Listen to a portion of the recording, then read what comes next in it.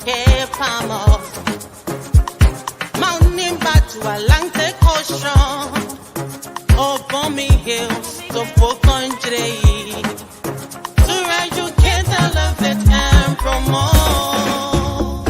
Yeah, focus on Liberia, for Liberia, Liberia, for Liberia, from Monday to Sunday, from Monday to Sunday, it's focus on Liberia.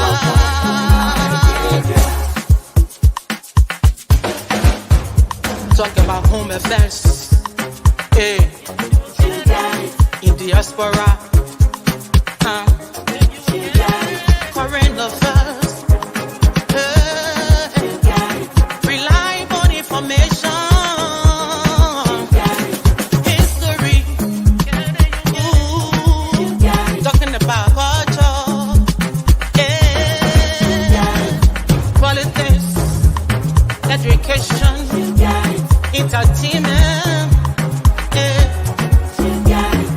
business, sports, advertisement, articulation. Focus on Liberia. Focus on Liberia. Focus on Liberia. From Monday to Sunday. Focus on. Hello, ladies and gentlemen, and welcome to this special edition of Focus on Liberia we call Prime Time Sunday. My name is Dennis Jai, and we are broadcasting from Atlanta, Georgia. In tonight's edition of Prime Time Sunday, I am sitting with Dr. Clarence K. Moniba. He is the political leader or the former standard bearer of the Liberian National Union, LINU. That's the party most people know of Dr. Harry Fumba Moniba's party. I want to welcome all our viewers from across the globe. Let me welcome Dr. Moniba, who participated in the just ended 2023 general elections, and he was not able to make it to the second round. Doc, welcome to Focus on Liberia. No, Dennis, thank you very much for having me. Very happy to be here, to be able to continue to engage with the Liberian audience about how we can continue to move our country forward. It's so important for people to know and recognize that, yes, election is over, but Liberia still remains. And so, even throughout the entire election process, that's why I continue to tell people elections will come and go, but Liberia will remain the same. And so thank you very much for having me here. Look forward to our conversation tonight. Thank you. Yes, indeed, election has come and gone. Joseph Newman Boakai is the president-elect, and he hails from Lofa County, just like Dr. Moniba. We want to welcome all our viewers from across the globe. Join us, share the show, invite a friend, and let's get started. Dad, welcome. The last time you were here, we say before the election, we say welcome back. The elections are over and you didn't make it. What happened? Why you lost? There's a lot of things. Of course, always when you look at a process, you start to understand, why things didn't go your way. Of course, money is always a major factor in elections. But I think at the end of the day, as I've been sitting with my team and we've been evaluating what happened and what we can do better going forward, because I continue to tell people this isn't a one-time thing. We are here. We are going to continue to participate, and we are going to continue to ensure that we play a hand in transforming Liberia. And so when you look at the elections, to be frank with you, Dennis, I think in 2020, 2021, the Liberian people decided that it was going to be CDC UP again. And so with that being said, no matter what we said, we travel all around the country. I'm proud to say that nobody campaigned more than us. We entered over 260 towns and villages. We gave speeches in every single one. We had people all over the country working. So I'm proud of the work that the team did. I'm proud of the work that myself and my vice standard bearer, Grace Pond, did. But at the end of the day, I think in 2020, 2021, the people of Liberia decided that they wanted to see one more fight between Joseph Boakai and President Weah. When did you know that, and was that a surprise that, or you found that out later, or you went into the election knowing You, that it was going to be between those two parties? you know, the question is, and the reason why we ran was very simple. Liberian people continue to say that they want change. So our argument was, if you want change, then you cannot or should not be voting between two political parties that had been in leadership in government since 2005. So 2005, 2011, 2017. So our assumption was that the Liberian people wanted change. But of course, God has his way of doing things. It wasn't our time now, but it doesn't mean it won't be our time in the future. So what we took from this is to understand and know that we have a lot of work to do. We are going to continue to build our party. We are going to continue to push policies. We are happy with how the election turned out in terms of our output. We were able to gain thousands and thousands of supporters. And so we are going to continue to build on the momentum that we had. Of course, I ran as the youngest political leader and standard bearer in the country. And so we have a good constituency all over. Like I said, we went all over the country. We have supporters all over the country, and we are going to work with them.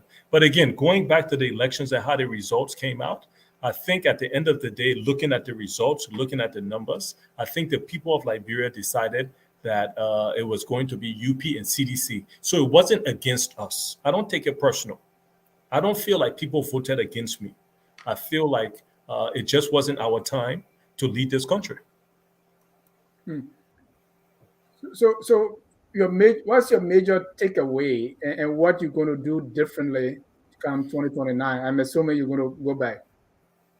The thing is, nobody knows the future, but for us, I do know that we have to continue to build ourselves all over the country. We were fighting an uphill battle.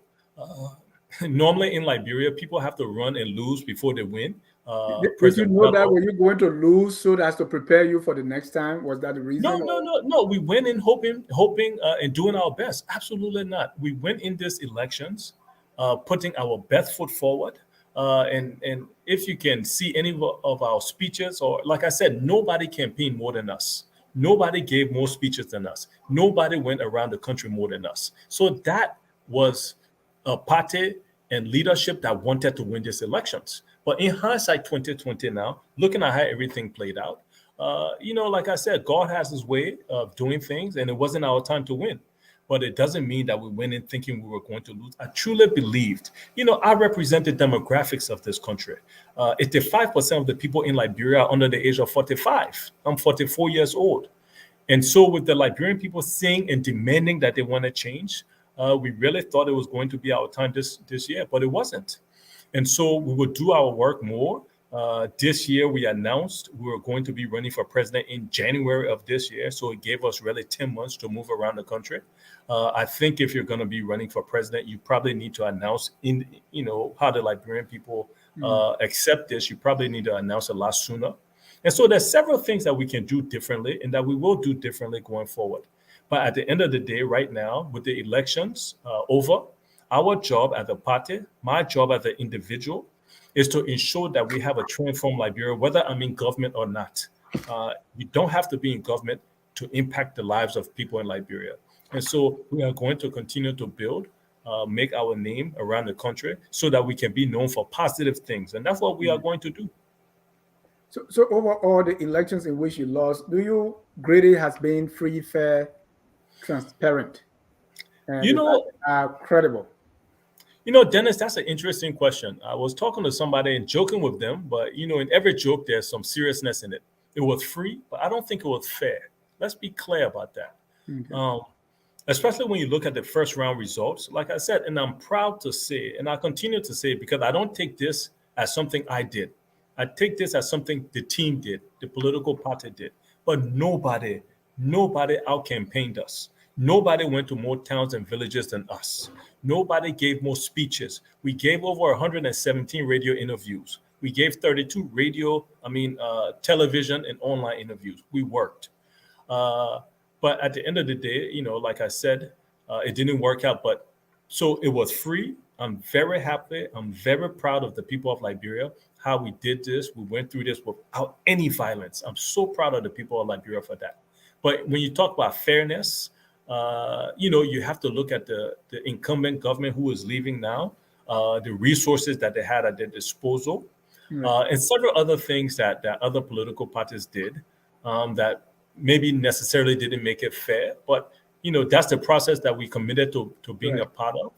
And so when you look at the numbers, if you know, and I'm sure you know about it, me and two other political parties, we challenged the results in terms of not necessarily to say that, it wouldn't be UP or CDC going to the second round, but just the numbers that were announced. For example, the place my team voted, had 0 votes. So there was a lot of discrepancies that But do you have tally sheets from that area? We have our tally sheets, and so yes. We and do. what did so tally sheet told you? it said 0 votes. So we have our tally sheets, and so we wrote to the NEC, and so we're going to be addressing this in the future, and not to again question the results, but just so that when you talk about free and fair in the 2029 election cycle, we can truly have a free and fair election. So again, our job right now as an individual, my job as an individual, and our job as a political party is to ensure that Liberia continues to transform, Liberia continues to go in a positive direction. And whether we are in government or not, we are going to work towards that. Right. And let's stay with that a little bit. What do you think happened at that polling station that you got 0 vote? What can possibly be the cause? At this point, to be frank with you, like I said, we're going to be addressing this, but we want the inauguration to go on safely and successfully. We want to wish President-elect Joseph Boakai well as he puts his team together. And then after that, we'll be able to address, the different discrepancies that went on throughout the country. And I'm not the only person who had an experience like that. Right. Other political parties had similar experiences. So those are things that we need to be able to address if we truly want a free and fair elections going forward. I mean, I was wondering, because if there is fraud, right, we can say this fraud is small, or this one is small enough not to impact the result. Fraud is fraud, right? So I'm wondering why the political parties, you, the CPP, and other party, why you didn't challenge the results instead of saying, well, I'm only putting you on notice, because that was not an actual challenge of the result. You didn't go through the process laid out by the NEC to challenge results. Yeah, no, we didn't. Again, I think there's been enough division in the country, to be frank with you. And also being honest, I didn't think the results were going to change at the end of the day. And so because of that, our goal as every Liberian is to ensure that we continue to have a peaceful process and continue on with the process. So, if I believe that us challenging the result formally with NEC at that time was going to change something, then maybe we would have. But we didn't think, we thought the Liberian people were fairly clear in who they wanted to be in the runoff. So there was absolutely no point in trying to cause any further confusion. There was so much tension in the country at that time. There really was serious tension in the country, as you know. And so my job as a political leader, my job as a Liberian who loves the peace that we are experiencing, is to make sure that we continue to push that. Right. So in essence, you're saying it was going to still be UP versus CDC in the second round anyway. Yeah, we looked at our analysis, we looked at our polling numbers, and that's what it said. So there was absolutely no reason to bring any type of additional disunity in this country. Like I said, you've seen the amount of tension that's in Liberia. People died already before the elections even started. So to be able to do that right now, I didn't think it was in the best interest of the country, to be frank with you. And so based on that now, so the update on that case, on that issue that you raised will be after the inaugural, you'll be further, what will be the next step on that particular issue? What we did, Alex Cummings and I and Sarah Beslow, what we did was just ask to keep the results of the first round elections so that they can be audited.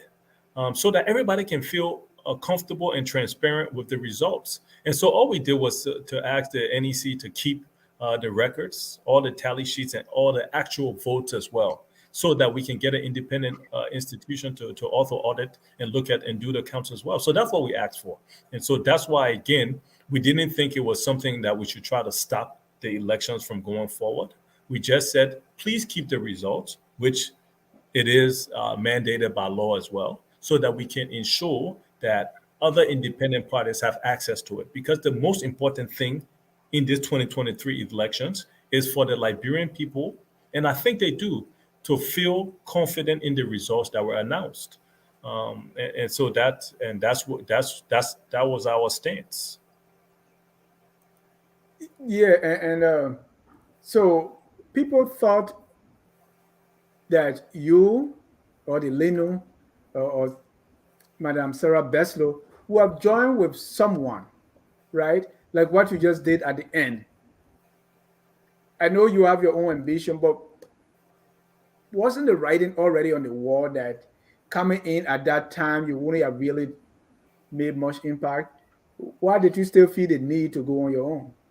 No, I disagree with that, because if you think that you know the future, then there's no reason to do anything. We entered this fight believing that we offered the best leadership for the country. Like I said, the work that I've done in this country, working, serving as former Minister of State, Chairman of LEC, head of the Project President Delivery Unit, working internationally at the World Bank and United Nations, representing the majority of this country. I truly believe that I represented the vast majority of Liberians. So, if you think you know the future, and you have to be able to get in the fight. If that's the case, then when you look at America, Trump should not have run. Obama should not have run. Nobody should have run. So we got in this process hoping that we were going to be successful. We were not. And so we have a lot of work to do to go forward. So and that's where we are. Based on the results, what do you think is the future of multi-partyism in the country? Everybody should be afforded the opportunity to run and exercise their democratic rights if they so choose to. But I do think that there has to be some type of, I don't think it's right to have 20 plus people running for president in such a small country. I think there should be some, collaborations going forward. And these are things that as opposition parties that we all need to look at. Because some political candidates and some political people who ran for president, they didn't even campaign at all. And so, they announced that they were going to run and then basically sat around and waited for the election day. So, we have to be able to look to see who is really genuine in trying to run and change the country, and people who just want to run to make their name heard. And so these are things I think going forward, we all have to be able to sit down and talk about.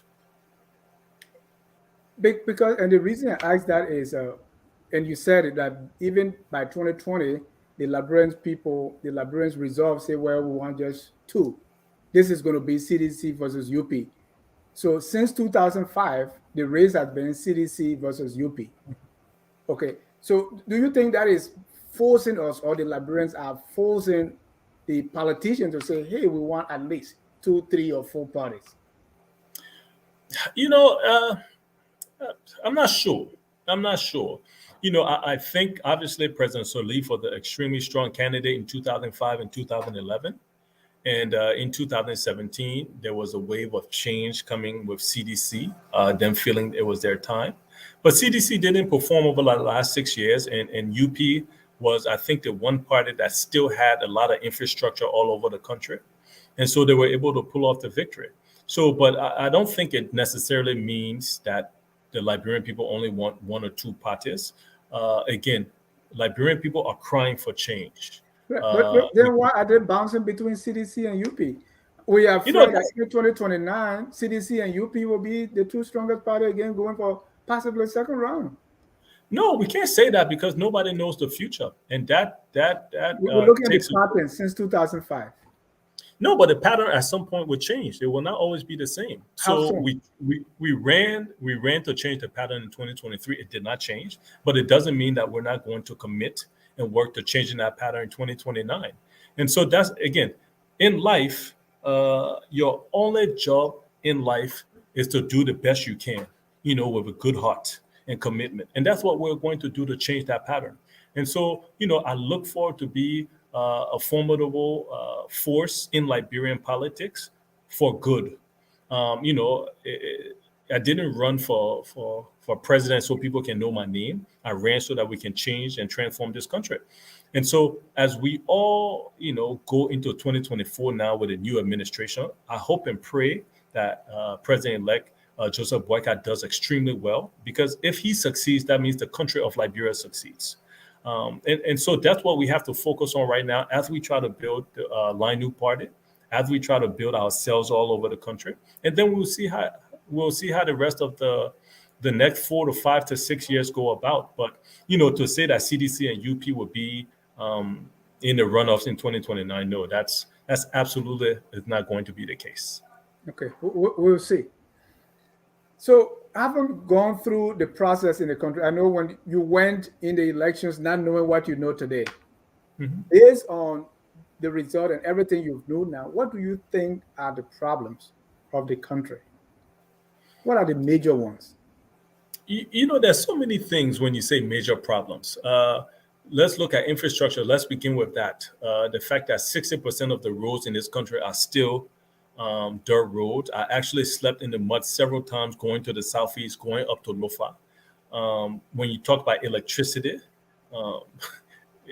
you already know the situation in Liberia when you talk about electricity. Let's look at education in this country. And we already know and understand that most of the schools in Liberia, they don't even have benches and blackboards before you even start saying electricity, running water, or computers. And so really, as Liberians, we really have to reevaluate where we stand. And that's why, again, we ran, because the Liberian people continue to say they want change.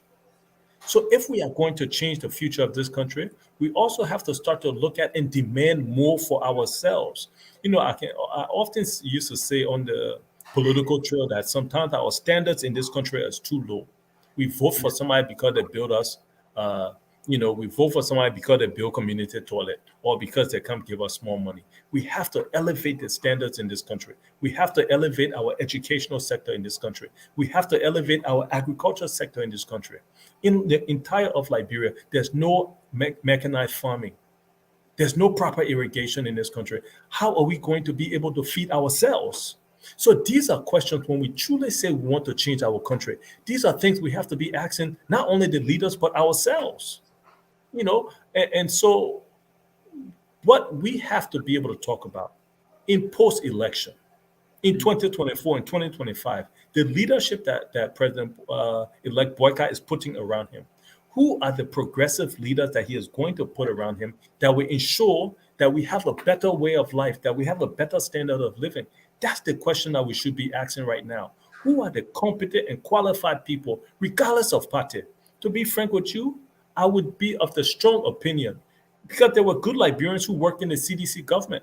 President-elect Boyka should also look over that aisle and see who are the good, well-meaning Liberians who work there. Let him look among everybody and pick the best and the brightest, because the people of Liberia are suffering. You know this, Dennis. The people of Liberia are suffering. So we cannot continue to do politics as usual. We cannot continue to do this person supported me, so I will give him job. No. That is what has given us the country we have right now, which is not good enough. And why do you think the people are suffering? The people are suffering because you can see it. You can feel it. What is causing that? Say that again. What is causing the people to suffer? What's the reason behind it? It's been a combination of there has been lack of leadership, and not just at the highest of levels, but let's go all throughout society. There's been, I think we have to be more focused on infrastructure development. I think the country of Liberia should focus a lot on technical and vocational training. One of the main things we pushed forward in our political platform was that everybody graduating from high school should have 2 years of technical and vocational training. Let people graduate from high school, Not only with your high school degree in one hand, but as a carpenter, a plumber, an electrician, something so that we can work for ourselves and make the economy work. Right. These are things we try to push forward. But We should be. which one comes first? Because if the economy is not strong, you talk about the roads, the infrastructure, uh, the education. But if the economy is not strong, we need money to do all this. So how are we going to get the money? Which one comes first? Listen, and well, that's why leadership is hard. What does That's this why mean when you say leadership? that's Leadership why is required. we have to be very clear. The leader, the president, the incoming president, or the leadership has to be very clear to know what direction they want to move the country. For me, if I was going to be fortunate enough and blessed enough to have won this election, I was very clear. Nobody was going to graduate from high school from the day I took over if they did not have technical and vocational training. So there are certain decisions that have to be made. We also have to look at Liberia and look at the 73 districts and build Liberia district by district, not even county by county, but district by district. Every district should have a state-of-the-art school, agriculture project, factory, technical vocational college. That's the only way we are going to transform Liberia. Yes, money is difficult, but that's why it's also so important to have leaders and leadership that will be able to go around the world and source this money. Money is not the problem in the world. It's the leadership that's the problem. And so that's why it's so important. I go back to the idea of who President-elect Joseph Boyka is going to put around him. He needs to put around him people who can go to the World Bank, to the US, to Europe, to Asia, and be able to negotiate on behalf of the Liberian people in good faith and bring development to the people of Liberia. Before we go further, I didn't recall you supporting anyone in the runoff. In the first place, did you even concede? Yes, we conceded in the fact that we congratulated President-elect Boyka after after After the runoff. I mean, before the runoff. after the runoff. Did- And Before the runoff, did you concede or support anyone? Or you before the said- runoff, yes, we conceded. We accepted the results, even though we questioned the results, but we accepted the results. you kind of acquiesced. Yeah, we'll use that word, yes. Like I said, I think it was obvious from polling, even though I thought some of the numbers were wrong. We still understood the direction that the voters of Liberia was leaning, and so we supported the process. We conceded, and we asked for a safe, free, and fair second round elections, which I think we got. And so now again, the focus has to be on how do we transform Liberia? How do we move? Yes. So, how and do we move forward? you stated multiple times the people Mr. Boyka will surround himself with. Mhm. So far, we have the transitional team. What does that tell you? Does it give you some idea of the direction Mr. Boyka want to go in? Well, I think it's a great step, and he's showing the type of leadership that is needed. He's showing the type of leadership that the Liberian people have been asking for and crying for. And so we look forward to this transitional team doing the work they're supposed to do. I pray to God that they're not focusing on, who would get this job and who would get that job. In 2017, even though I think at that time I was 37 or 38 years old, I led the infrastructure transition team to the CDC. And so at that time, our focus was on letting the CDC know what projects we had in the pipelines, how much money we have for specific projects, whether it was in health, whether it was in agriculture, whether it was in education. So what I hope and pray that the transitional team is doing is asking the right questions. What projects are on tap right now? What projects are there where they have secured the funding for it? What projects, that may not have been working right? So these are the questions that we have to be able to ask as the transitional team. That's what they need to be able to ask, so that when President-elect Boyka takes office, they hit the ground running. Liberia does not have any more time to have somebody learn on the job. And with him being the vice president for 12 years, I think now he is best suited at this point in time to be able to push the country forward. And so the pressure is on him. The pressure is on him. And I saw some social media posts talking about, we shouldn't raise expectations. No, we must raise expectations, because that's what he was voted for. The Liberian people are hungry for change. They are hungry for development. They are hungry for education. They are hungry to be able to say that we need to be able to feed ourselves. So the policies that come into this government need to be very progressive. Liberia is not going to transform. Liberia is not going to develop if we continue to import 70% of the food that we eat. Yeah. We are not going to transform. We are not going to transform if we continue to wait for Asia to grow rice before Liberian people can eat. So these are the policies when you talk about the transition team, they need to be focused on identifying what projects were in the pipeline for the CDC government, what makes sense for them, what is well funded, do we have the technical skill, the capacity, and then more importantly, how can they catapult Liberia forward? Liberia should be better than Ghana. Liberia should be better than Nigeria. Liberia should be better than Sierra Leone. Anytime I talk, I will always continue to say that. We should be one of the best countries in West Africa, and that has to be our mindset. If you were in President-elect Boakai's position, what would be your priorities? I think I just identified some of them. In education, I would be very clear. Technical and vocational training for anybody who graduates from high school in the entire country. We need to be graduating carpenters and plumbers and electricians and mechanics. That's education. In healthcare, we have to start to look to build Liberia district by district, as I mentioned earlier before. So when you talk about every district should have a state-of-the-art clinic or hospital that the people of that district can go to. When you look at agriculture, you have to start to identify which county can grow what. Every single county should be responsible to grow something for the people of Liberia to eat. It should be like a homework assignment. Sino, what are you growing? We should be able to go to Lofa, Bong, Bapulu, Cape Mount and say, yo, grow all the rice that the people of Liberia will eat. We should be able to go to Nimba and Granjide and say, yo, grow cocoa, yo, grow cassava. To the southeast, Bitabo, pepper, okra.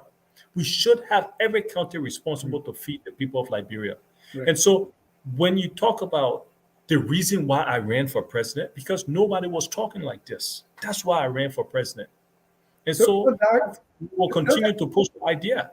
Those are kind of maybe little long plans down the road, but as immediate, like President-elect Boakai said, the first 100 days, no car will be stuck in the road, which I think to myself is unrealistic. I don't know how you were on the Lofa Road and you were in the Southeast Road. You really realistically think that is achievable? But let's leave that. What will be your top priority for the first 3 months?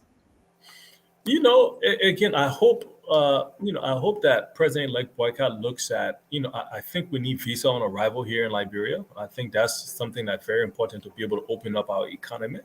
Like I said, agriculture, Liberia should be self-sufficient in food. So the first 3 months, it would be identifying what every county has the soil to be able to grow.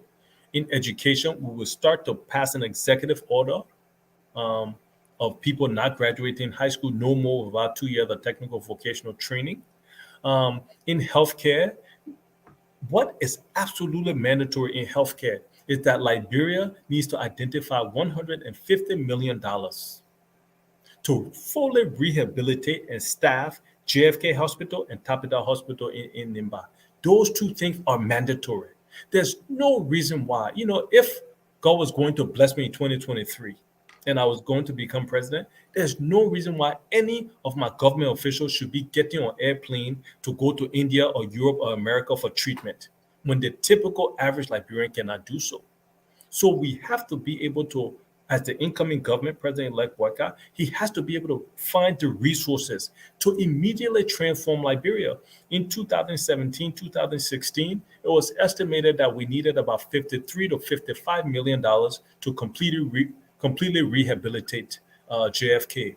That money needs to be found now so that JFK can be rehabilitated now. So once we can do things of that nature, then you start to slowly move the country forward. So those are things in the immediate future we have to be able to do. Things are not easy now. Looking ahead, what do you think are the challenges and the opportunities ahead of President-elect Boakai? Let's start with the challenges. The challenges is always going to be finances. There's always going to be money, right? That's one thing. He needs to surround himself with people who know how to go look for money in the international arena. He needs to find people who know how to negotiate on behalf of the Liberian people without thinking about 5% or 10%. That's the first thing he needs to do. Another challenge that I think he will face is the fact of our human capacity in this country. A lot of people want jobs, but a lot of people may not necessarily be qualified for the job. So I think a challenge he's going to face soon is really finding enough competent people to be able to fill all the different slots that are available. There's thousands of jobs that the president has to be able to assign. And so his challenge is going to be very simple. Do I have enough good Liberians who don't want to focus on corruption, who don't want to focus on the matanto in jaw? There's a lot of people, to be frank with you, in UP government who look at this as their time to make up for the last 6 years of not making any money. So he has to be able to pick between them. There are some very hungry people who are also coming, with the wave of president-elect. He has to be able to identify who truly wants to see his government succeed and who truly wants to see Liberia succeed, and identify them and give them jobs. The people who do not want good for Liberia, his challenge is going to be getting rid of them. Without them saying, oh, that us who are here for you, that us we who suffer for you. Right now, Liberia has to come first, not individuals, but Liberia. People I've talked to say the country is in a very bad state, and most of the time because the administration before, the outgoing administration, did not do so well. It was corruption, there was all kinds of things going on. Do you think, in order to restore confidence for us to trust President-elect Boakai, that he first need to show that they can do some things like declaring asset and all that on their own side, and also be able to go after stolen wealth from the outgoing government? If that is not, do you think that would be a challenge, because he may not be able to do that? It shouldn't be a challenge. It should be a responsibility. I think it's very important for everybody who takes office to declare their assets. That's something I've always committed to. I think everybody who takes a presidential appointment should and must declare their assets. I think that's the first step to really give assurances to the people of Liberia. And then secondly, I think you do have to go after some of the people in the previous administration, depending on their wealth. Listen, at a certain point, you have to be able to look at people's salaries. If you're making $2,000 a month, but yet you now have 6 or 7 homes in Liberia, outside of Liberia, then questions have to be raised. And so to be able to give confidence to the people of Liberia that you are going to take corruption serious, I think those things have to be considered by his cabinet and his senior advisors. Do you think he has an appetite for that? I hope so. And that's what he ran on, and that's what the Liberian people entrusted him on. I know he wants to see good for this country, and so we just have to look up to him. Again, he was elected by the people of Liberia, and so now he is all of our president, and we have to pray that he succeeds in his fight against corruption and his development agenda for Liberia. Let's look at the opportunities that Mr. President-elect Boakai had. Mm-hmm. What are some of those opportunities that really are so glaring that he just need to tap into them, and we can get to the place we all want? Again, there are so many opportunities. I will continue to go back to agriculture. The fact that Liberia, we have some of the best soil in the world, we have some of the best weather in the world. I think agriculture needs to be a staple of Liberia. We should be exporting rice to Nigeria and Sierra Leone instead of importing rice from India. I think even though it's somewhat long term, that has to be a low-hanging fruit to make Liberia an agriculture and self-sufficient country. I think the health care sector, you're not going to fix every single clinic and hospital around the country, but the two I mentioned, JFK and Tapeta, they have to be hospitals where let somebody from Ghana come to Liberia for treatment. Okay. Let somebody from Ivory Coast come to Liberia for treatment. It's so frustrating as a Liberian. By the time somebody gets sick, instead of going to JFK, you're looking for a plane ticket to leave the country. And how many people can afford that? So a low-hanging fruit, even though $150 million sounds a lot, That's a low hanging fruit. We have to make these hospitals state of the art where any type of surgeries can be done right here in Liberia. We are a country. Like I said, we have to raise our standards. The asset declarations that we talked about is very low hanging fruit. All of his chief advisors and his ministers must be able to do asset declarations. So, there's a lot of goodwill for him right now. There's so much goodwill for President elect Boyka. And I pray that he takes advantage of them. Let's look in the diaspora, where we have a lot of Liberians. You think President-elect Bouaka should be looking in that direction? He should. He should. Again, the idea is to get the best and the brightest. If they supported you, they didn't support you. They were against you, they wasn't against you. The question is, can they do the job? Too often in Liberia, the reason why we have the country we have is because we give jobs to people who are our friends or relatives. And so I think to truly transform and change this country, we have to get rid of that thinking, of that thought process. Or that us will behind him, so it's time to enjoy. No, it's time to develop. It's time to build this country. And so 100% he should look in the diaspora, whether they were on CDC side, UP side, whether they were on LINU side. Let him look and get the best and the brightest, qualified people, people who have great character, people who have not been accused of corruption, people who actually understand the role that they're going to be doing. So 100% the people, some of you in the diaspora, please come and help, help people in Liberia so that we can truly have the country that we deserve. What would be your role in the Bouaka government? If you were called upon, would you serve? You know what? It depends. Let me be frank with you. I'm not one of those people who feel like I have to work in government. I have the Moniba Foundation that we are really looking forward to it becoming one of the biggest foundations in Liberia. So we are focusing on that. We are going to make it national and be active in every single county in Liberia. So that's my focus right now. If I'm called, depending in what role, then we can consider it. But to be frank with you, that's not necessarily I'm looking for a job. I truly believe that we Liberians have to be able to contribute to the development of our country and not be forced to work in government. Right. So, listen, if it was going to be President Weah who won re-election, or as it's turned out, President-elect Boyka, I want to help to develop and transform Liberia. If any of us leaves Liberia how we met Liberia, that means we didn't do our job.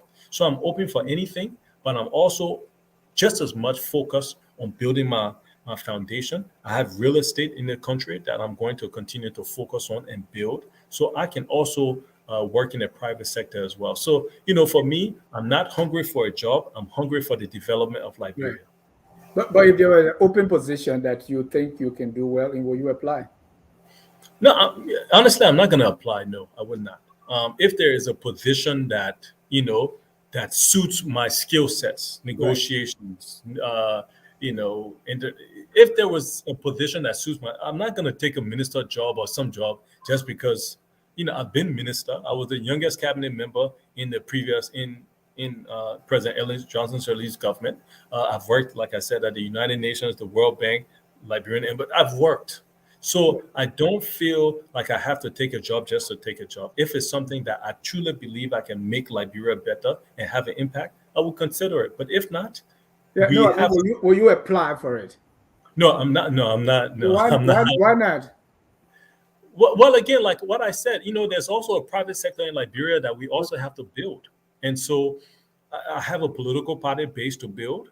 I have a private sector business to build. We have the Moniba Business Corporation. We have the Moniba Foundation. So our hands are filled without government. And so, no, we won't be applying for a job. But, if we're asked to serve, we will consider. I'm not going to sit here and say we wouldn't consider. But to be out looking for a job and calling people for a job, President President-elect Boyka knows who he wants around him. And I wish everybody who serves in this government well, but let them first start with asset declaration. But I wish everybody well, because if they succeed, then we succeed.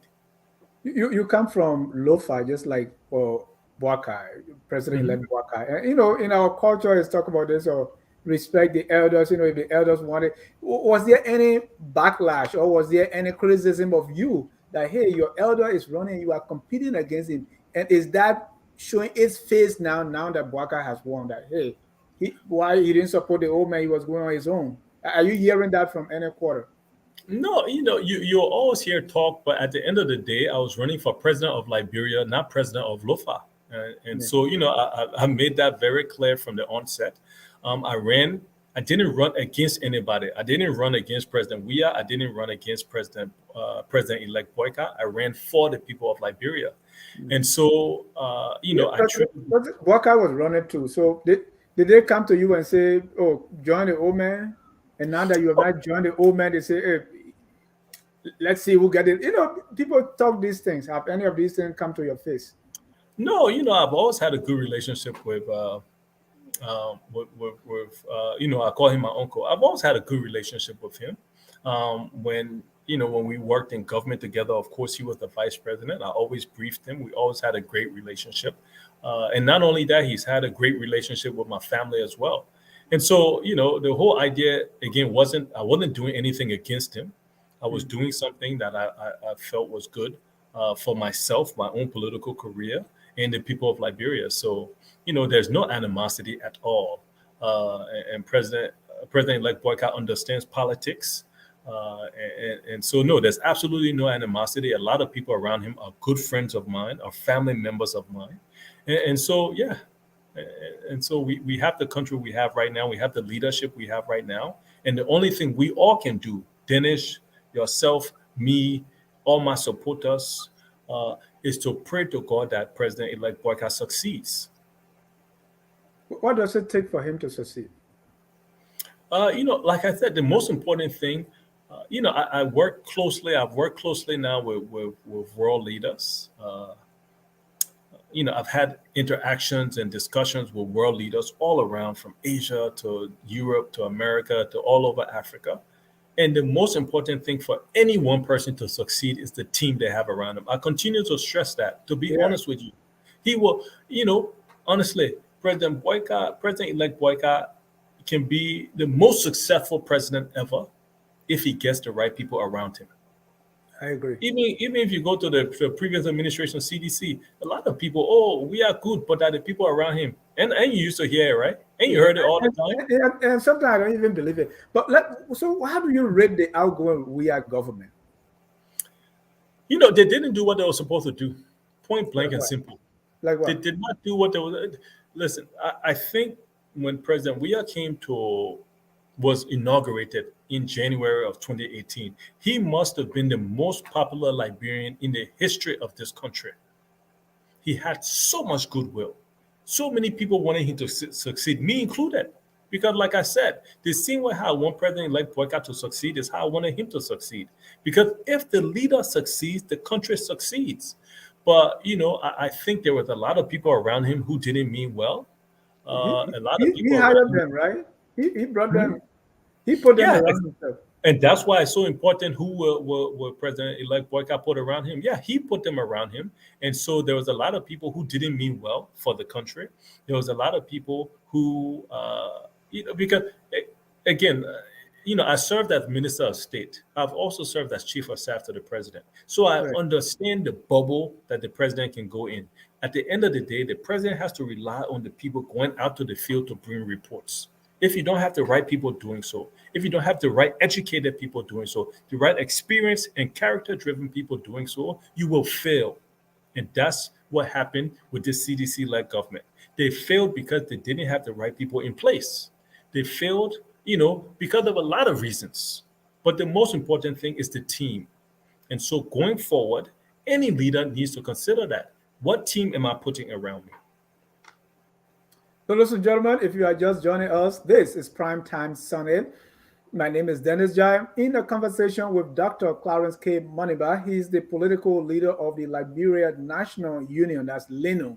His father, the late Vice President, Dr. Harry Fumba Moniba. People used to say I look like Moniba. That was when I was in ninth grade. Really? Yeah. You see, but like we're small, so we might be related. So right now, the transitional team. I mean, President Weah has gotten praises. Say yes, he conceded. In fact, the election that was conducted in Liberia say is by far one of the best, and other African nations should learn from it. I think you heard those two. Mhm. President Weir now say, well, he's as one of his his supporters say, he has etched his name is etched in the history of African democracy. Do you share those sentiments? Yeah, I think so. I think so. I was very proud, surprised, but proud of him for conceding, especially that fast. To be honest with you, so I was so happy that it happened because I was scared that there was going to be violence in this country. I was really worried, simply because 4 people had already died because of rallies, Yeah. and so I was concerned. And so he is right. I think he did make history, good history this time in conceding, making it very peaceful for an African leader, an incumbent to lose and then walk away that easily or concede that easily. So yes, I think he deserves a lot of commendation for what he did. And so that's why I continue to tell people we have to make our democracy in a way where you are free to give compliments to other people on the other side and also admonish them if they do wrong. And this is something that President Weah did right. The leadership and the government that he led did not do what they were supposed to do for the people of Liberia, and that's why they were voted out. But how he conducted himself in the second round and walking away is exactly how a leader should act. Have we lowered the bar so much that someone accepting that yes, you won is a big deal now? No, I don't think we've lowered the bar. I think Africa itself has lowered the bar. Okay. Throughout Africa, and we can look all over. There's examples in Kenya. There's examples all over Africa where incumbent leaders either change the constitution or refuse to leave. The reason why Gambia is in the situation we are is because of that. Even when you look at Liberia's history, there are people who serve 2, 3, 4, 5 terms in this country, and so I don't think it's necessarily Liberians lowering the bar, but it's just that democracy is still not truly rooted in Africa. And so when you see democratic examples of this, then you have to commend that and hope that other people follow it, not just in Liberia, but in Africa as well. Right. So we saw you already spoke about the deaths during the prior to the elections, and now on Monday we saw what on Monday that I personally describe as domestic terrorism, and based on my own emotions and what I knew at that point. I still don't know much. But you are big politicians in Liberia. What are you hearing as to what happened at the UP headquarters? What I heard and what the police is saying and what I think happened is what the police are reporting is that, I truly believe, it was a stupid error to go down that street with people jubilating. But I truly don't believe that it was domestic terrorism at this point. Which was everybody's initial thought. So I don't think you were wrong in that because how it was reported. Oh, somebody came, they ran the car, they killed 10 people, they killed 20 people. And then, I think 3 people unfortunately lost their lives.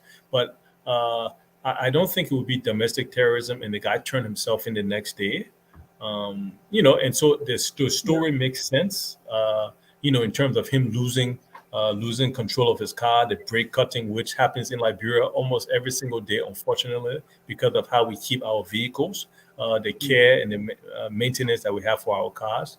But what, made me believe that it was a tragic mistake, the fact that he turned himself in the next morning. If it was domestic terrorism. No, from what Yes, I heard, he didn't, right? So the person who drove him on the motorbike to his home actually went to UP headquarters and say, the guy who did this, I took him home. And because I talked to the father-in-law as well. And it was that guy who led the UP security to the home of this we'll say suspect. And that's how they got him and turned to the police.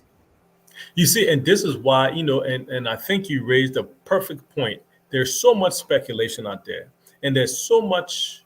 This is so important for us. I think the police needs to do a better job of informing the public of exactly how this whole thing transpired. Because again, the story I heard was somewhat different than that. But either way, I think the police needs to be very clear and upfront with us to be able to tell us how all of this happened in terms of the unfortunate deaths of the 3 people, I'm told. I hope the number hasn't gone up in terms of how this whole thing transpired.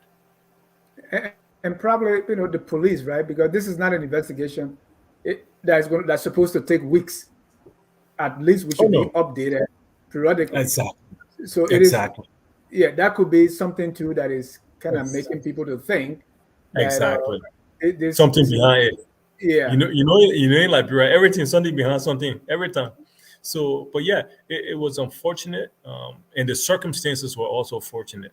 But so I pray to God that the police comes out, and these are some of the issues and challenges we've had in leadership in this country. Uh, we need to be updated.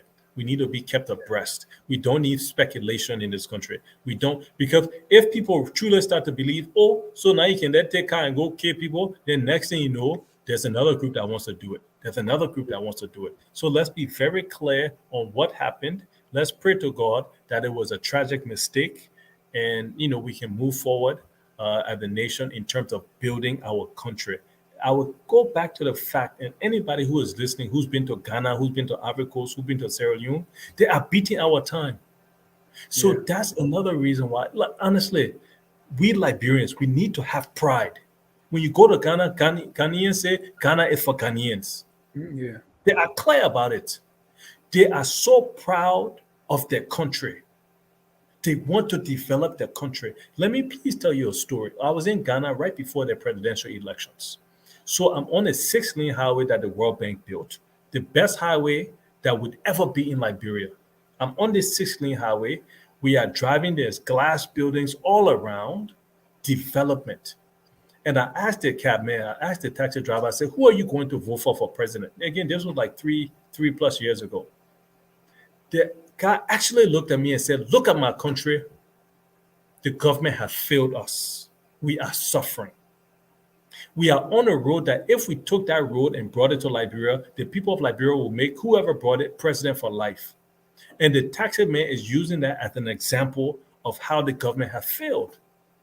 So we as Liberians, we as individuals, even in your own private lives, I always used to tell people on the campaign trail, if you're a teacher, be the best teacher ever. If you sell color, be the best color seller ever. If you're a janitor and you're sweeping, be the best sweeper ever.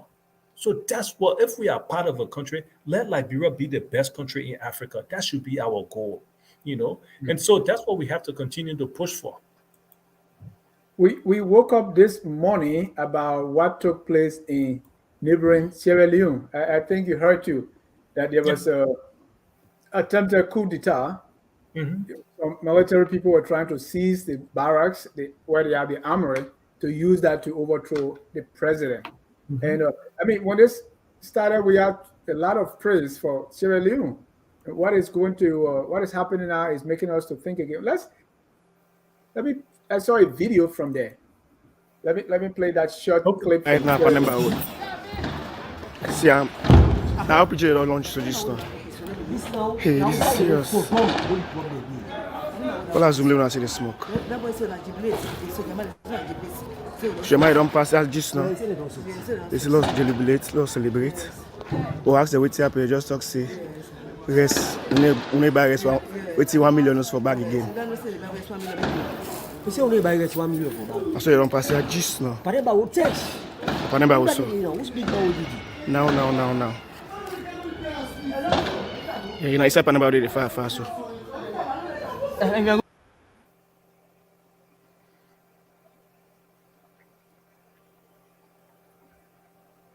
Like a Moniba, that was some scary. That was scary. Yeah.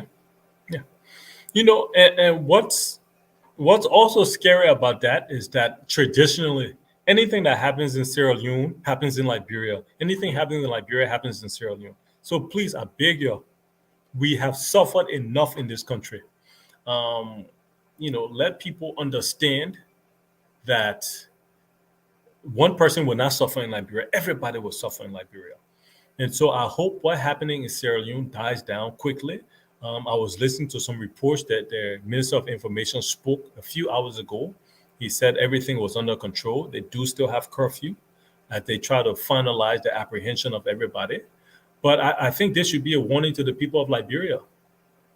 Nothing good comes out of out of uh, out of war, out of coups, out of civil strife. And what has been going around West Africa has been going around Africa. We have suffered enough. We've had 14 years of killing each other. Let that be enough. Let's develop this country. Let's focus on that. But it's scary. It's very scary to see Sierra Leone doing that because they are our brothers and our sisters.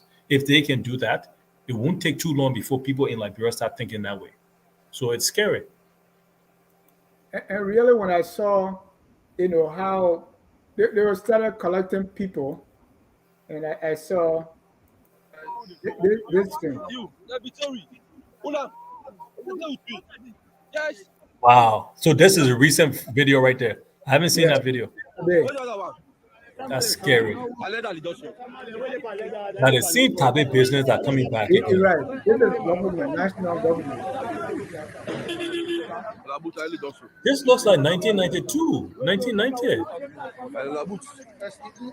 then the guy on the floor there, I think Is he said- dead? No. No, he's not. What you can do? They say he's for the former president. They call him a criminal.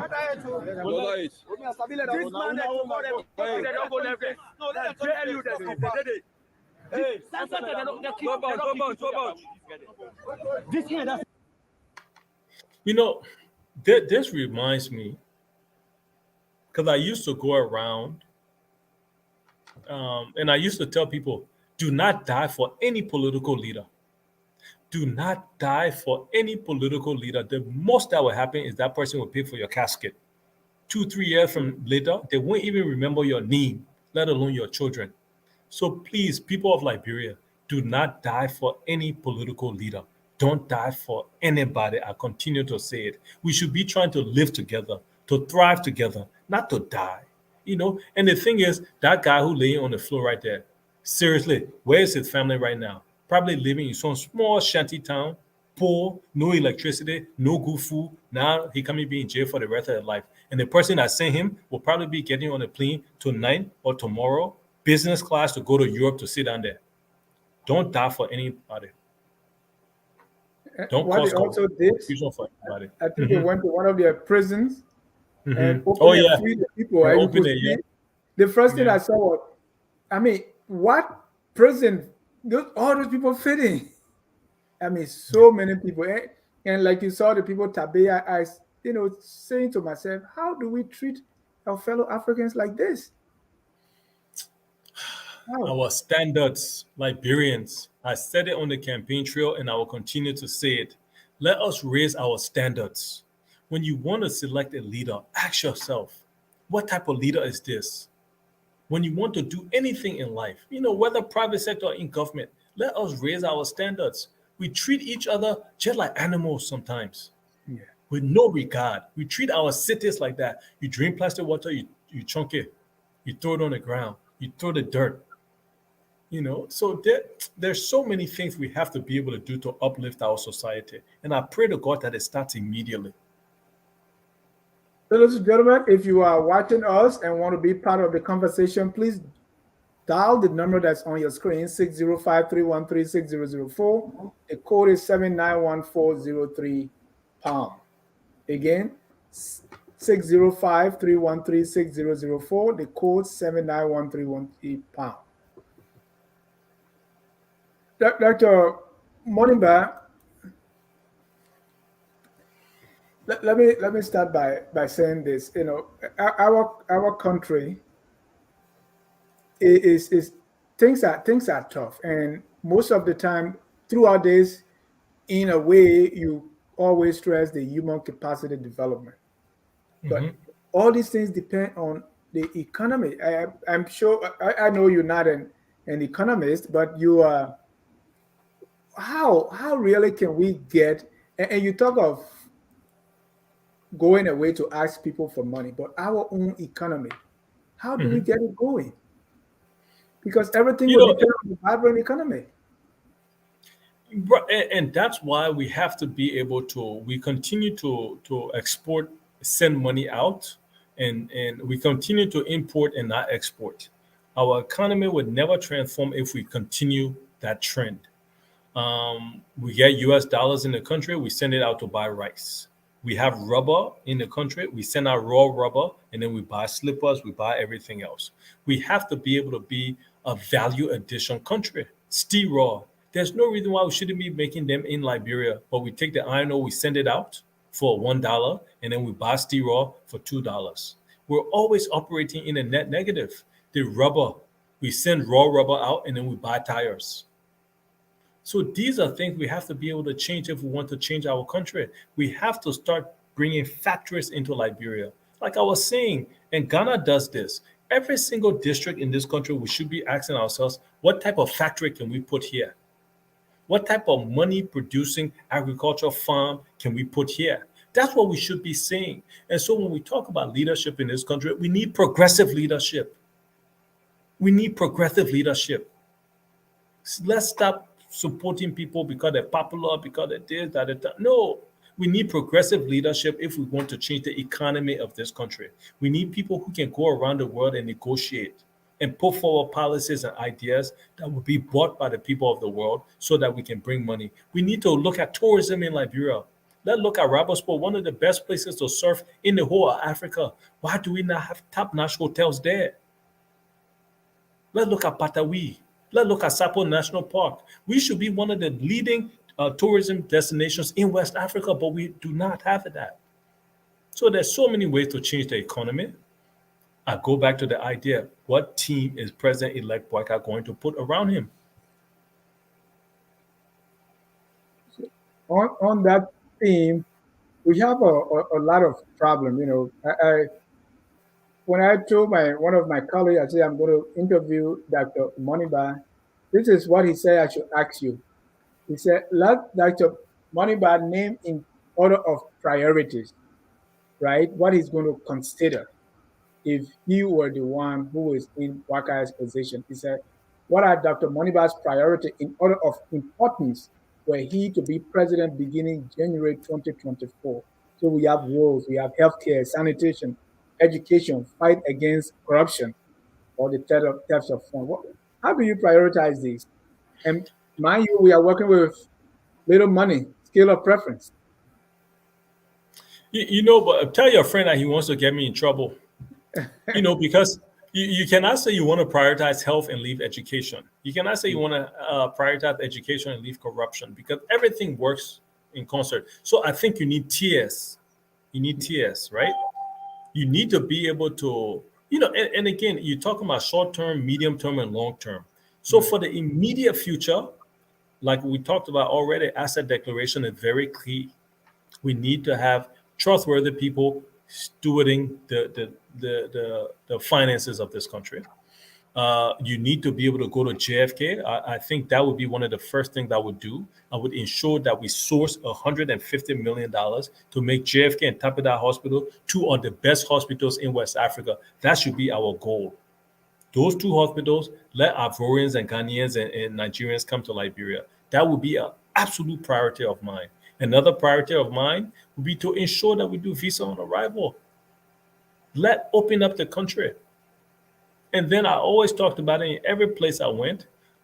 Let's make sure that we have enough technical and vocational training for every single person graduated from high school. And then in agriculture, we have to start to identify what every single county will be able to grow. So these are things that we have to be able to do. But again, you need the right people. Ideas is not the problem. The implementation is the problem. Liberia, a lot of people used to say, oh, but you should have ran for senator, you should have ran for representative. I just laugh, because the problem in Liberia is not laws. It's not ideas. It's implementation. And you can only implement it from the executive in this country. It's not, everybody got the best ideas, but the implementation is what has been holding Liberia back. Thank you. Let me bring in some of my callers here. We already have callers lined up. Let's start with Stephen Keller. Yeah. Stephen, you're live. Yes, sir. Mr. Jack, thank you for allowing me to come on. Dr. Moniba, how are you? How are you? Participating in the political process in Liberia. As a young man myself, I'm very proud of you for taking the initiative. One question I have for you, America, the West, Europe, something that helped them develop is continuation of leadership, continuation of development plans, right? Most political party we are seeing in Liberia have one person on top. What is your party planning to do to have that in-house ability to stay in the country for a long time, to create a system, like come up with a manifesto that your party things can implement, that your different part of your party can be in different counties and stuff like that to help the country move forward, because it won't take one Joseph Boaka, it won't take one good Harry Moniba, it won't take one Mr. Jai to make Liberia to get better. It will take multiple good presidents. What is your party plan to make that possible for us to have multiple good presidents, not just you? Thank you. Thank you for that. Yeah, before I bring, I want you to answer that because it's very important. That's how I don't like the name political leader, because we have created one small goal in these parties, and nobody can take that away. Every year, that same person comes as the standard bearer. So how do LINU do things differently? No, that's true. And honestly, that was a very good question that was asked in terms of, the sustainability in the system. We don't have systems in this country. You will even see, like a lot of different countries, let's say Kenya, for example, they have people, civil servants, but high level, that even when the government leaves, the projects, the systems, the implementation, the work that they were doing continues. And so that's how you continue to build upon yourself, which I think is a similar question that you're asking. What we have to be able to do in the political party is to build a true political party, because you're absolutely right. One person does not make a party, just like how one person cannot build and develop a country. And so that's why this country needs not just one or two people, but thousands of people who think in the same direction, who have the same ideology. What has really been undermining Liberia is the fact that political parties do not have ideology. If you stand right now and even ask me, what does UP stand for? 99% of the partisans don't know. They don't know they're voting for Boyka. Go to ask the same thing to CDC. They don't know. They just know they're voting for WIA. And so going back to your question about how can you implement a sustained strategy, is we have to have, Liberia has to start to vote on ideologies. When you go to the United States, Republicans, you know what they stand for. Yeah. Democrats, you know what they stand for. Green Party, you know what they stand for. In Liberia, what do the major political parties stand for? They cannot tell you. The partisans themselves can't tell you, let alone the people voting.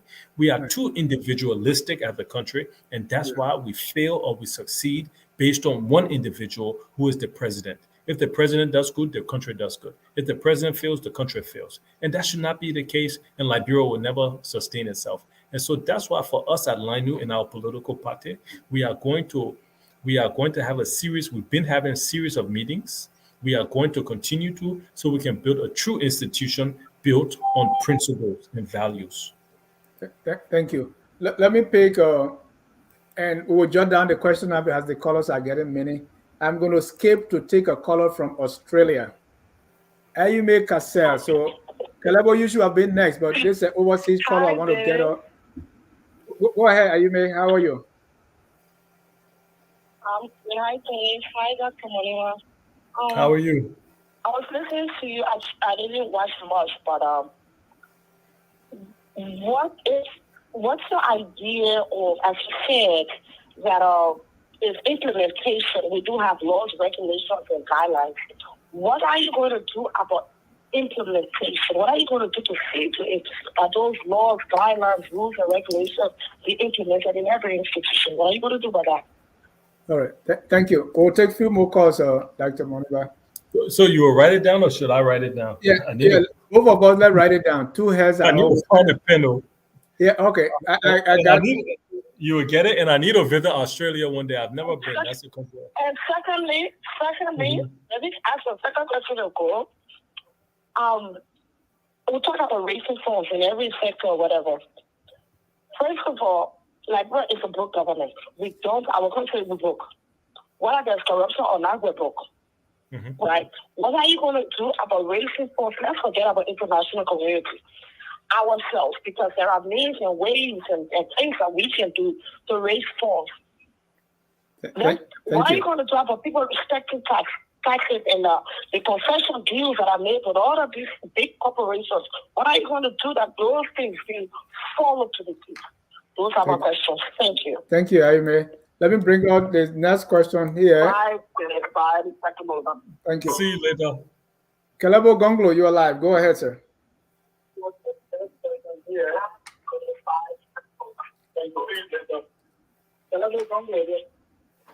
Yes, thank you. Dr. Moniba, how you doing? How are you? How are you, Chief? Fine. So here's mine is I'm going to present to you two different sides. Because I was on this platform last night, we're debating on where Mr. Boaka should start. Most of Boaka's supporters are saying they're going to audit. So we're having a debate a few days ago, and there were two schools of thought. One school of thought argued that audit is sort of limited in scope, and I think the focus of most of Boaka's supporters seem to be on outgoing government. And the other argument others put forth, including me, is that there's a moment for reset. If you want to start a clean, then let's do a holistic approach. For the past 18 years, there are others who have served in government who have accumulated wealth that their salary could not make them to have, starting from 2006 up to present. Let's not go with audit. Let's go with a public commission of inquiry of these public officials that we know some of them have the oil farm, some of them have glamorous buildings around, some of them have estates, some of them they have even bank accounts that by the salary of the salary scale, you cannot have that bank account and own these assets. Let's have that because it's not hearing. Many of these people bought land and the lands are registered, they are prohibited, it's easy to verify, you know. So I want to pick your opinion on this as a politician, as someone who has you got a chance of becoming president, you could have been in the same position Boaka is in today. What's your thought on this? Should we go with this public approach of inquiry, or should we go with audit that is just targeted at the most recent officials? Thank you. Thank you, Mr. Gonglo. Our next caller is Flomo Livingston. Hello? Hello, Flomo, go ahead. Yeah, hi, Dr. Moniba. I just have a few questions. My first question is, if you are called by President-elect JNB to serve your country, will you accept the position? And the second question would be, I know Kalebo Gongo just said it, but what do you think about this outgoing government that, the incoming government said they will try to audit to know, is this something that, other people saying is a wish hunt? So what do you say about it? And I know you said one thing that you said, before anyone can come into government, they should declare their assets, which I agree with you 100%. They should do that. So what would be your approach to that? Thank you. Thank you, Flomo. Let me take my last caller here. That's Elvis Morris. Go ahead, Elvis, you're live. All right. Thank you. Thank you, Mr. John. And hello to you, Dr. Moniba. I think people are beating around the bush. Specifically, right? If Boaka asks you to be his foreign minister, Minister of Foreign Affairs, because I think it depends on the kind of position, like you said, something that fits your skill set. You're good you're a negotiator, you're something of a diplomat. If you ask you to be his foreign minister, which is a long shot, because I think a lot of people are probably vying for that position, who supported him, if you accept that position, it's a hypothetical, but, if you accept it. And then I think, Ajime Fredericks, I think she asked my question. But you've been in this position before. You know that government runs on money. And one of the things that we have, we have limited in Liberia is in terms of money.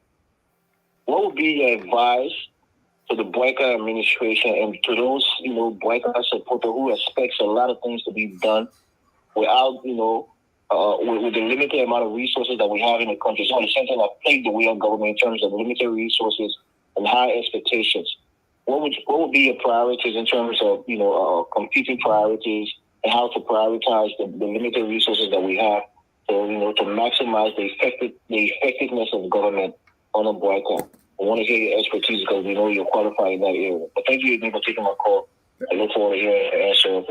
Thank you, Elvis. At least you said hi to me, but Flomo didn't even say hi. We only greeted Dr. Moniba, but that's okay. Emmanuel Jackson, you're alive. Go ahead. You will be the last caller. I want to say hi to the FOL. Thanks for all the hard work in 2023. We look to 2024 to another great job. Thank you. And Emmanuel, let me tell you, within the next 3 months, we are raising $75,000 to start our radio station in Moniba, FOL Radio, because the country is hungry for independent media, and that's what we represent. Go ahead, sir. I will contribute. Thank you. Yeah. My call to Dr. Moniba is that through the years we have had a problem with capital flight in our country. We have a lot of people that have properties in Liberia, and they live outside the country. And we have almost like $100 million of money that leave for lease and rent. How can we try to track some of that money to be reinvested in the economy in Liberia to create jobs? Yeah. Thank you. No, sorry. Yeah. Thank you. All right. Those are our callers, Dr. Moniba. Let me go over them once more. Aime Cassell calling from Australia, talk about revenue generation. Sorry, Dennis. So when you ask it, then I'll then answer it. Yeah. Aime say the implementation of the laws. What will you do about that? Because the laws are there. And secondly, what will you do about revenue generation? Because it's not about going outside to say ask for money. Well, what will you do to generate revenue in Liberia? The laws, again, I will continue to say the reason why I ran for president is because I believe one of my greatest strengths is implementation of projects, implementation of policies. That's been my training, that's been my experience. And so when you talk about implementing the laws, it's strictly based on political will. To be frank with you, if the laws are implemented, that's because the president led the fight to implement these laws. So if we're going to be successful in Liberia going forward, it's that simple. There's no law in Liberia that says corruption is legal. Yet there's corruption all over this country. There's no law in Liberia that says rape is legal. Yet when somebody rapes somebody in Liberia, unfortunately, what do we say in this country? Y'all let go talk it the Liberian way. Y'all let go talk it the family way. Y'all go under the palaver hut that the devil fool him. So these are things, if we're going to change this country, we need absolute political will from the leadership and the leader of Liberia to be able to say anybody who steals in this country will immediately be prosecuted. And if they are found guilty, not only will they go to jail, but they will also pay restitution. So if you steal $100,000 and you're in jail, we are going to sell your homes, your businesses, your property to make sure that Liberia does not lose on the money that you stole. This is what we're talking about when we talk about transformation. And I will continue to say it. This is why I ran for president, because these are the ideas that will transform this country for the better and for long term. And so that's one thing I think that's very important for us in Liberia. If we are going to implement the rule of law, people have to go to jail. Right now, it's very difficult for anybody to tell me who has gone to jail in Liberia for corruption. You can't, because we don't uphold the laws of this country. That's why it's so important that the executive takes the leadership in doing so. The other question, Dennis? Revenue generation. The primary way that a country generates revenue is through taxes. But in Liberia, taxes is voluntary. I would be shocked if over 30% of people in this country pay taxes. Because property tax. they're not working, right? Say that again. They have no income. They have no income, and I just got worried because my laptop just said battery dying, and so it's about to embarrass me. So I will try to be quick. But no, they have no income, but they have no formal income, and so that's why we need to look at property tax. We need to look at other things of that nature that can help to support, raising revenue. That's one. But two, we have to be focused on value addition. If the computer cuts off, I'll call from my cell phone. So just give me a minute if it cuts off. But we have to be very clear on value addition in Liberia. The reason why we don't make any money from concessions, because we operate and we negotiate from a desperate standpoint. As politicians, we want jobs to come in Liberia so bad that any bad deal that some of these companies give us, we take it just so that we can make an announcement. Oh, this company is coming to Liberia to invest. This company is coming to Liberia to create 10 jobs, but the 10 jobs are not good enough for the people of Liberia. So we have to be very clear. If we want to generate and raise money in Liberia, taxes, everybody has to pay taxes in some form of fashion, whether that's property tax, whether some type of tax, but we have to raise the revenue generation of Liberia through taxes. Businesses, small businesses, informal businesses, all of those things have to pay. That's one. And then two, of course, 1 minute. Do you have to plug the computer in? I have to, but honestly, I'm in my office downstairs and everything is upstairs. So that's why I'll be, except I go upstairs and do it. You'll have to give me a few minutes. So it's your decision. 2 minutes. 2 minutes will be okay. Okay, 2 minutes will be okay. Is that fine? Yeah, let's do that. Okay, all right. At Focus on Liberia, we discuss everything Liberia, from education to politics, arts and culture, entertainment, agriculture, history, religion, family, and technology. Focus on Liberia uncovers and showcases the best of Liberia and shows the world the truth about Liberia. We educate, elevate, and promote all things Liberia. We conduct interviews, panel discussions, debates, and more. Tune in to Focus on Liberia on Facebook and YouTube and be a part of the stories that make up the news. This is Focus on Liberia, and I am Dennis Jar. Welcome back. As we wait for Dr. Moniba, we will be right back.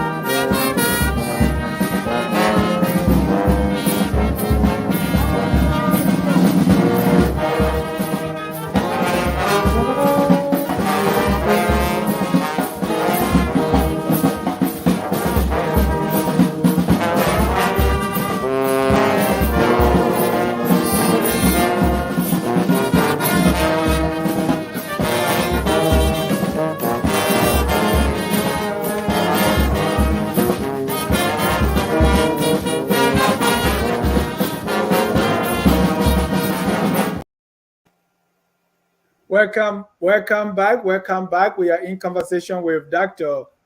Clarence K. Moniba. So we have the first question there. The next question was on revenue generation. That's what you were speaking to. If we conclude on that, we go to the next. Yeah, again, revenue generation, that's, we have to figure out how to raise our tax base. And we also have to be very transparent in our tax base. There's a lot of businesses that I know are not paying their fair share. Making small deals here and there. So there's so many ways to be able to really clean up the tax revenue-based system of collection. But then also, again, if we want money in this country, we have to start making products in this country. We cannot continue to buy everything from outside of the country and think that we are going to grow our economy. The only economy we are growing are other countries. When we buy $200 million worth of rice in India and China and Indonesia, whose economy is growing? It's not our economy. Yeah. Imagine if that money was being spent here in Liberia, $200 million every year, growing the agriculture sector, supporting farmers in Liberia. Imagine where we would be. And so these are things that we have to be able to address if we want to grow our economy. You know, blackboards, rubber chairs, things of that nature that we don't do here that we can easily do here. Thank you. Kalabo Gonglo say about auditing the government. He said people are saying, audit the outgoing government, but his proposal is to take a holistic approach. So we set up the Buakai government should set up a public commission that will investigate the last 18 years because they are public officials who actually their assets don't match their income. I agree. We can't just stop to CDC government. Let's go all the way to 2006. Yeah.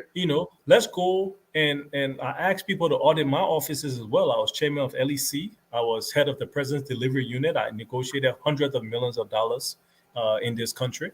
I was Minister of State. Audit my offices too. Let's not stop to CDC. Let's not witch hunt people in CDC to say, oh yeah, you're stole. No, there are people in the previous administration that also stole. So everybody needs to be held accountable. So you agree if it is CDC alone, it's witch hunting? If it's CDC alone, yes. Let's go to since 2006.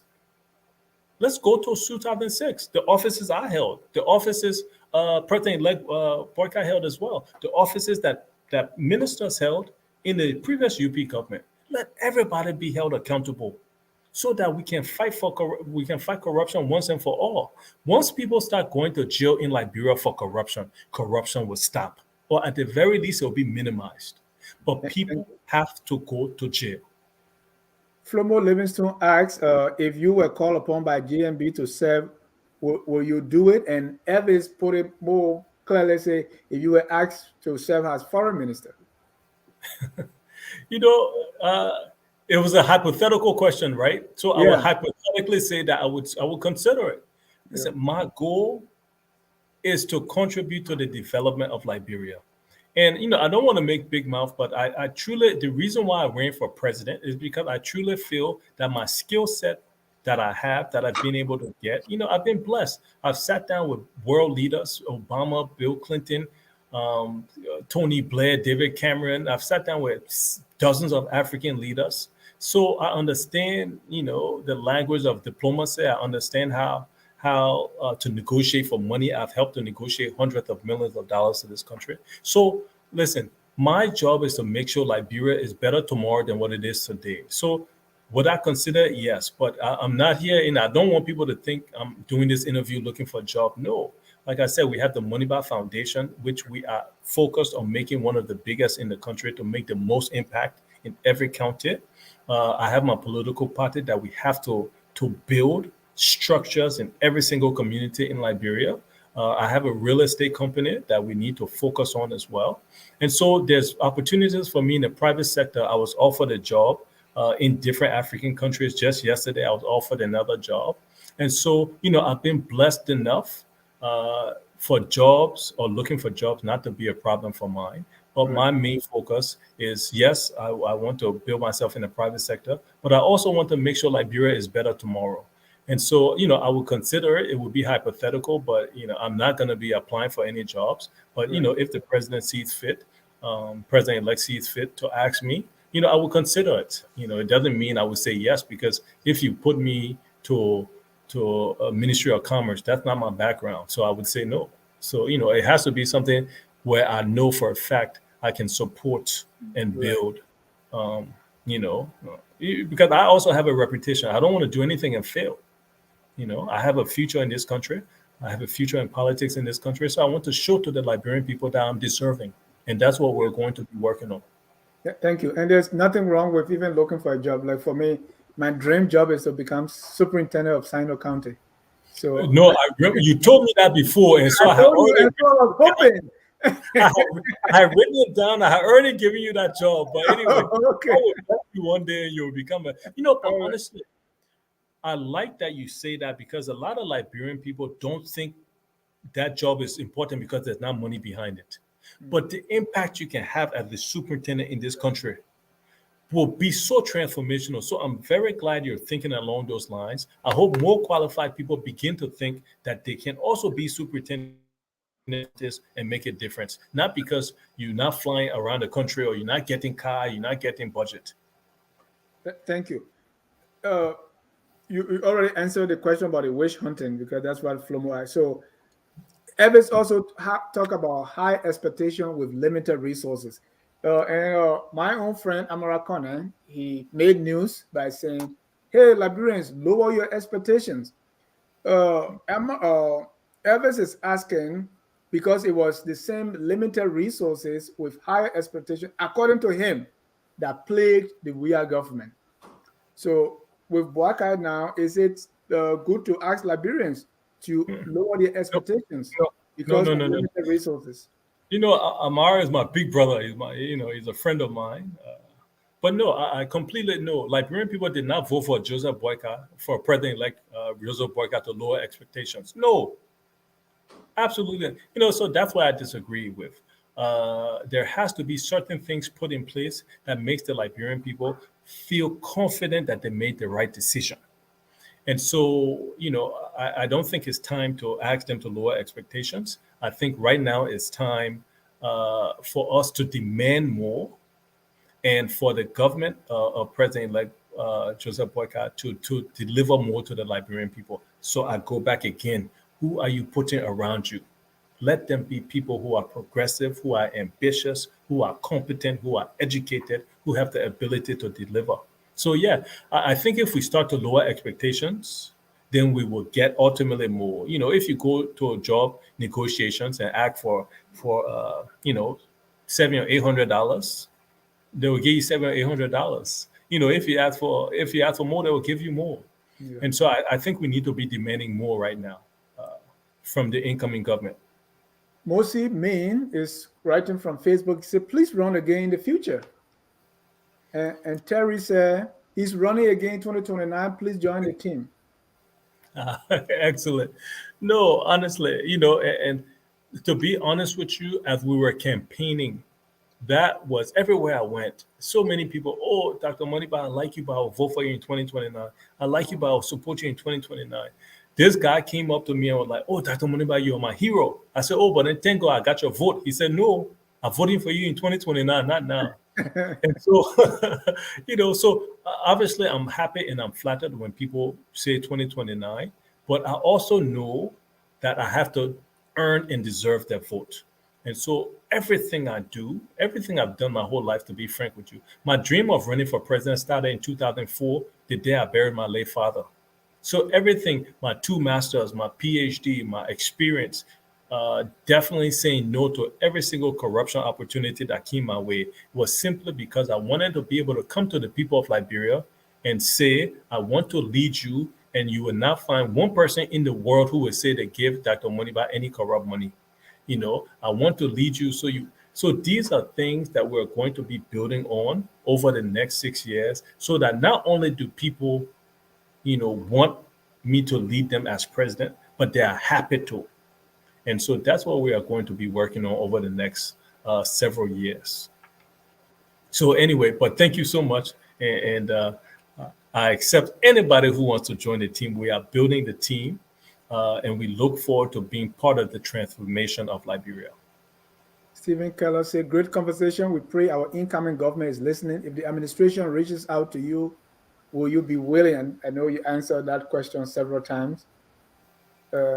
Terry said, "Exactly. The people who supported JNB can be compensated in multiple other ways. They shouldn't be appointed in government position if they don't fit the role." Right. And that's the important thing, though. That's very important. Don't give somebody a job just because they supported you or they campaigned for you or they rallied for you. Again, you're right. There's scholarships, there's business opportunities, there's so many things to do. But let's build Liberia. Will say, "I think GOL needs to focus on security, role accessibility, and strengthening institutions, including combating corruption. There are many Liberians in the diaspora capable of developing the country." There really are. There really are. There are good Liberians in the diaspora who have grown up under a different system or learned under a different system. What used to honestly make me vex sometimes when I first came, I moved back to Liberia in 2011, 2012. And anytime I wanted to do something, they will first say, don't bring that American thing here. That America here. But every day we sit down and we say we want to be like the great United States. Every day we want to pattern ourselves like America. But when we want to bring systems in the country, then they can say, don't bring that American thing here. I always think that's devaluing Liberia. So there are good people in the diaspora, not only in America, but in Europe as well. Let everybody come and sacrifice for the development of Liberia.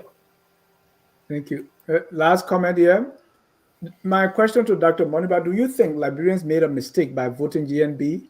Also, the statement by JNB that in his first 100 days, there will be no car stuck in the mud on all major highways in Liberia. Is that realistic? I hope he's right, but that's very difficult. So I think what he means by that, he should clarify in the sense that he's not going to pave all the roads, but I think they're going to try to grate out all the roads and cover up all the spots that people get stuck. I'm assuming that's what he means. And then also, of course, we're going in a dry season as well, so that would be helpful. I don't think the Liberian people made a mistake. Obviously, I wish the Liberian people would have selected me, but they decided I was too young, But I don't think it was a mistake. I think given the two options between him and President Weah, I think he offered the most change. I think he would bring a better team to surround himself with, and then we'll see how it goes for us who are not in government, who are not, who's not working in government, who will be as private citizens in a sense, but still with a voice. We have to be able to hold his government accountable and have to hold them accountable to the promises that they made to the people of Liberia. That's why they were voted for.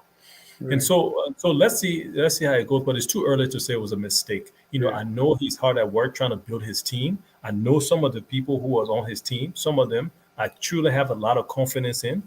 Some of them I don't. But so let's see what his team ultimately ends up being, his first cabinet, and then we go from there. But it's way too early to say it was a mistake. Absolutely not.